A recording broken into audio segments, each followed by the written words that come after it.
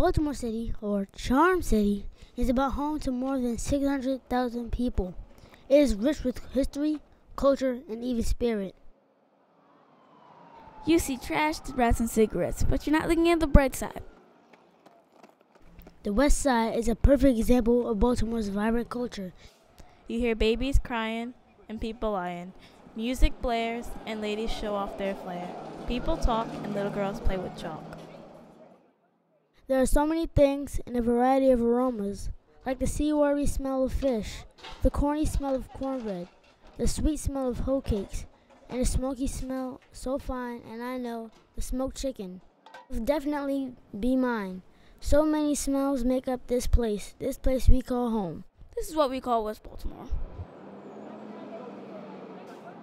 We are a part of Wide Angles Youth Media's Baltimore Speaks Out program.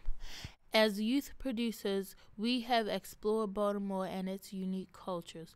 There is so much to take in.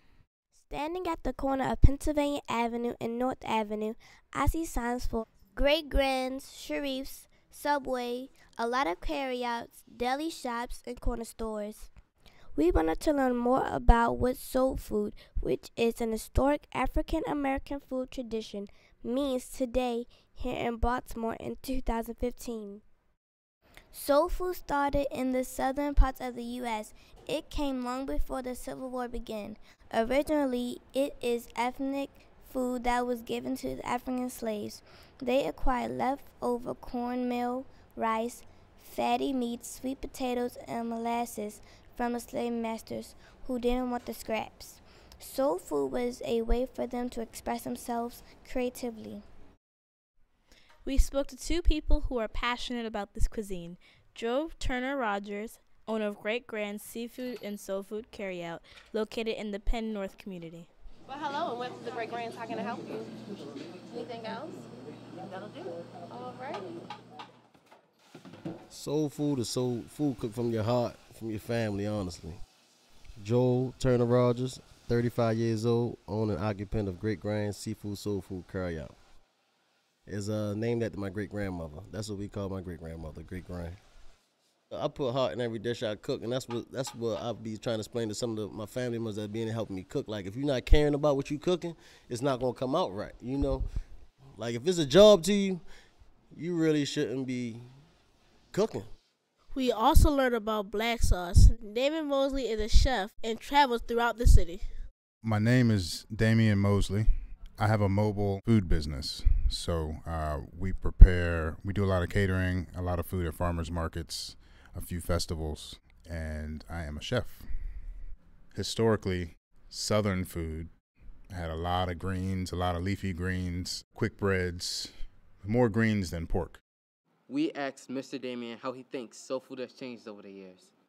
Soul food typically means black people's food, and specifically, I think, it's a version of black culture that's put on display, exhibition.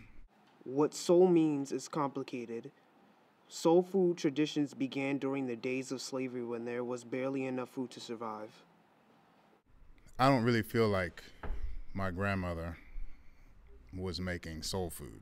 I feel like she was just making food from the ingredients that she had in Mississippi and from the traditions that she knew. But I think that when that kind of food started to get popular in restaurants and on television, it took on a new name and a little bit of a new identity. Like, I remember my grandmother in the kitchen. You know, it was gravy from scratch, like, you know, everything. Like, you know what I'm saying? Like, we take gravy now, put the powder, and you know, I didn't come up like that. My grandmother made her everything from scratch. Do you think Grandma and Grandpa will recognize the soul food we eat today? No, I don't think they would. That I definitely don't think it's soul food no more. I can't really. Because honestly, when I sit back and think, I can't think of no restaurant I could really say, yo, that's a soul food restaurant. Not even ours. Because soul food to me, honestly, the soul food spots I used to eat in when I was coming up is completely different. I feel like we more modern and hip with it. Soul food. When you know its history, It encompasses the complexities of black tradition, whether you look at the variations in Baltimore or the whole U.S. I love when my mom cooks. She makes the best food ever in life so far, like how you eat a piece of cake made straight from scratch. The food is so good it makes you want to lick your fingers. The food is made to make you want more of it over and over again. I love when my mom makes fried chicken, macaroni, cheese, and broccoli. It tastes like food that's out of this world. My soul food is whatever is made and it always tastes good.